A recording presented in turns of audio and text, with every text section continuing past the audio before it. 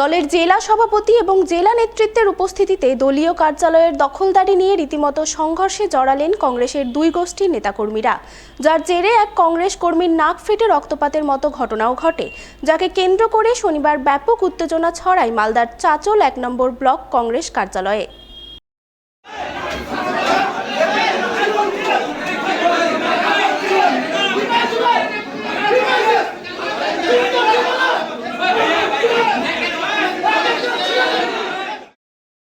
উল্লেখ্য, ২০২৬ সালের বিধানসভা নির্বাচনের প্রাক্কালে চাঁচলে কংগ্রেসের দুই গোষ্ঠীর মধ্যে বিবাদের সূত্রপাত হয়। মূলত চাঁচলের কংগ্রেস প্রার্থী কে হবেন তা নিয়ে বিবাদের সূত্রপাত ঘটে বলে খবর। যদিও শেষ পর্যন্ত দলীয় নির্দেশে চাঁচল বিধানসভায় কংগ্রেস প্রার্থী হিসাবে ভোটে প্রতিদ্বন্দ্বিতা করেন প্রাক্তন বিধায়ক আসিফ মেহবুব। আর এই ঘটনায় চাঁচল ১ নম্বর ব্লক কংগ্রেস সভাপতি আনজারুল হক ওরফে জনি কংগ্রেস দল থেকে বহিষ্কৃত হয়ে নির্দল প্রতীকে ভোটে লড়াই করেন। তবে ভোট পর্ব মিটে গেলেও প্রাক্তন বিধায়ক আসিফ মেহবুব এবং বহিষ্কৃত কংগ্রেস নেতা আনজারুল হক জনির অনুগামীদের মধ্যে বিবাদ জারি রয়েছে। সেই বিবাদের জেরেই শনিবার চাঁচল ১ নম্বর ব্লক কংগ্রেস কার্যালয়ের দখলদারি নিয়ে দুই পক্ষের মধ্যে বচসা, হাতাহাতি এবং সংঘর্ষের ঘটনা ঘটে বলে খবর।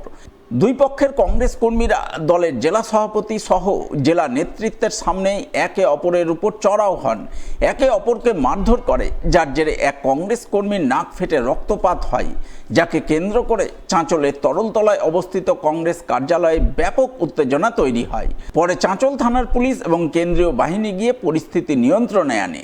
ঘটনায় বিবদমান দুই গোষ্ঠীর নেতৃত্ব একে অপরের বিরুদ্ধে অভিযোগ পাল্টা অভিযোগ আনেন।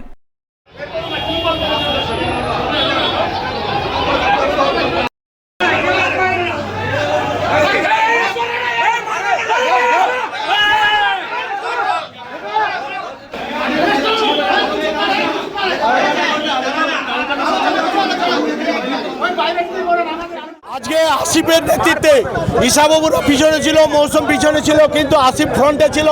আসিফের নেতৃত্বে কিছু গুন্ডা বাহিনী ভাড়া করে এনে আমাদের একজন সমর্থক তাকে মাথায় আঘাত করেছে এবং তার রক্তপাত হয়েছে। এটাকে আমরা ধিক্কার জানাচ্ছি।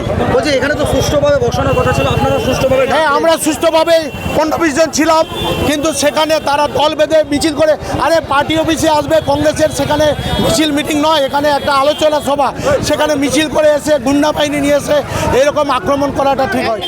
জোর করে কংগ্রেসে ঢুকতে চাই, কারণ আজকে তৃণমূলের দরজা বন্ধ, তাই তারা এখন তৃণমূলের দরজাতে যেহেতু তারা স্থান পাচ্ছে না, তারা ভাবছে যে ঠিক আছে, আমরা তো সেকেন্ড অপশন আমাদের কংগ্রেস আছেই, কংগ্রেসের দরজাটা একটু বড়, অতএব আমরা আবার কংগ্রেসে ঢুকে যাবো। এইভাবেই যে পার্টি অফিস চাঁচলে যেখানে আমরা ভাঙচুর দেখেছি, আজকে আমরা লাঠি বাস এগুলো দেখাটাও খুব একটা আশ্চর্য কিছু নয়। কাকে মারতে? কারণ এরা যদি কংগ্রেসের আদর্শের সঙ্গে বিশ্বাস করতো তাহলে এদের দরকার হতো না এই ধরনের লোকেদের। যেহেতু তারা কংগ্রেস ছেড়ে নির্দলের সমর্থনে তারা করেছিল কংগ্রেসকে হারানোর জন্য। বিগত ভোটে যারা কংগ্রেসের সঙ্গে ছিল তারা কংগ্রেসের অবশ্যই তারা কর্মী নেত্রী। দাদা, আপনারা তো চেয়েছিলেন এটা মিটুক, সেখানে মিটলো না। অবশ্যই বহুদিন ধরেই চলছে এটা মিটুক, কিন্তু এটা মেটেনি, কারণ যেখানে বাঁশ লাঠি কথা বলে সেখানে মেটানোর জায়গা থাকে না।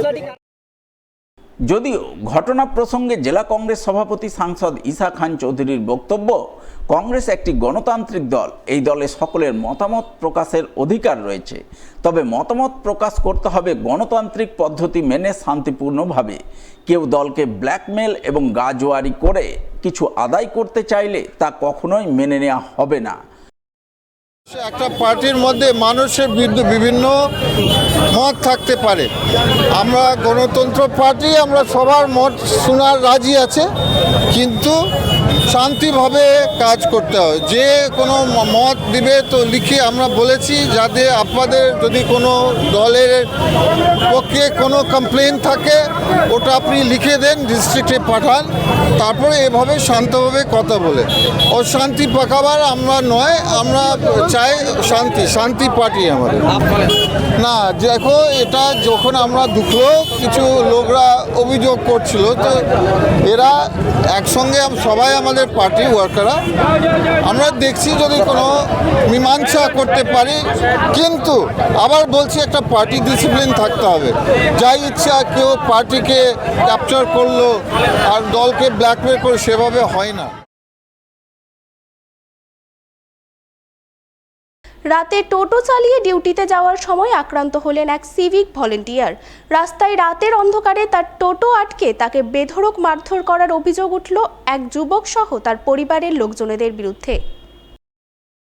শনিবার রাতে ঘটনাটি ঘটেছে মালদার মানিকচক থানার নাজিরপুর নিমতলি এলাকায়। জানা গেছে আক্রান্ত সিভিক ভলান্টিয়ারের নাম মোহাম্মদ নেজামুল, বয়স 37 বছর, বাড়ি মানিকচকের নূরপুর মণ্ডল পাড়ায়। তার অভিযোগ, তিনি প্রতিদিনের মতো শনিবার রাতেও তার টোটো চালিয়ে ডিউটিতে যাচ্ছিলেন। ডিউটি ছিল মথুরাপুর চৌরঙ্গি মোড়ে। সেখানে যাওয়ার সময় নাজিরপুর নিমতলা এলাকায় কর্ণ মণ্ডল নামে এক যুবক হাত দেখিয়ে প্রথমে তার টোটো থামায়, আর থামা মাত্রই তার উপর চড়াও হয়ে তাকে বেধড়ক মারধর করতে শুরু করেন। এমনকি তার পরিবারের লোকজনেরা এসেও তাকে মারধর করেন। লোহার পাঞ্জা দিয়ে মারধরের জেরে তিনি গুরুতর আহত ও রক্তাক্ত হন। পরে ভিলেজ পুলিশ এসে তাকে উদ্ধার করে নিয়ে যায়। এরপর তিনি গোটা ঘটনা জানিয়ে মানিকচক থানায় লিখিত অভিযোগ দায়ের করেন। সেই অভিযোগের ভিত্তিতে পুলিশ ঘটনার তদন্ত শুরু করে। তবে অভিযুক্তরা বর্তমানে পলাতক বলে জানা গেছে। ওই রাতের বেলা আমি ডিউটি যাচ্ছিলাম, মথুরাপুর চৌরঙ্গিতে আমার ডিউটি ছিল। আমি নূরপুর স্টেশন থেকে মথুরাপুর চৌরঙ্গি যাওয়ার সময় নাজিরপুর নিউ পেট্রোল পাম্পের পিছনে একজন আমাকে থামালো রাস্তার ধারে। কি আমি ভাবছি কি যাবে মনে হয় মথুরাপুর, তো আমি থামলাম টোটো নিয়ে। আমি নিজের টোটো আছে, আমি টোটোতে আমি ডিউটিতে যাই আর আসি। রাতের বেলা বা দিনের বেলাও থাকলে আমি টোটোতেই যাই আসি। আর আমাকে থামিয়ে হঠাৎ আমার কলার ধরে আমার প্রথমে গাড়ির চাবি ছিনে আমার কলার ধরে আমাকে মারধর করলো ওরা তিনজন মিলে। কারা ছিল? মহাদেব ছিল আর ওর ছেলে আর বউ। কেন মারধরটা করলো কেন? কারণটা কি? কোনো কারণ আমি বুঝতে পারলাম না। যে কি আমাকে বলছে কি তুমি মদ খেয়ে আছে, ওরাই মদ খেয়েছিল। আচ্ছা, ও কারণেই মারধর করেছে? ও কারণে মারধর করেছে।